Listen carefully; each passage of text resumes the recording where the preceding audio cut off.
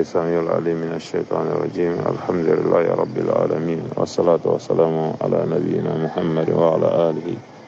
وأصحابه ومن تبعهم بإحسان إلى يوم الدين. السلام عليكم ورحمة الله وبركاته. بالمو تفسير القرآن الكريم سنبه أني مساجد بسيرورو أمبا بلا جدن فو فوليت منو كفي هرسا كلا جيدرو كا دمين كرا كرايا nga usazi marba basuna aka yoro komina bisena o de menyin kura ya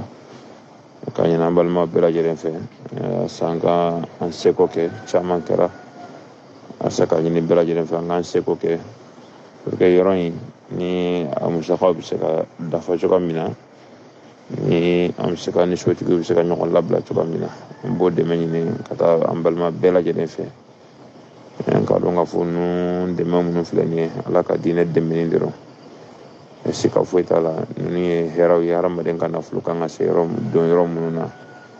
razambe de menin kula kata obera jere ma nga usazimi fulani na be wele dige kata ala kelembe obatorima ani katugu chiden ko ewa anga mo nyuma temeno no esra fusari na oluka sirauka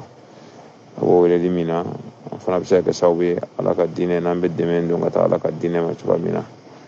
de demeñu ndo kata o bela jele ma numéro mun be no nabse ka contact bla kata numéro mun na kata orange money fan fe ni mo ba fa ka deme ko sirafe mbal ma ke adam fufana le ka numéro be no 7205 60 50 ni abal ma ke Ousmane Diallo ka numéro be no 70 74 74 73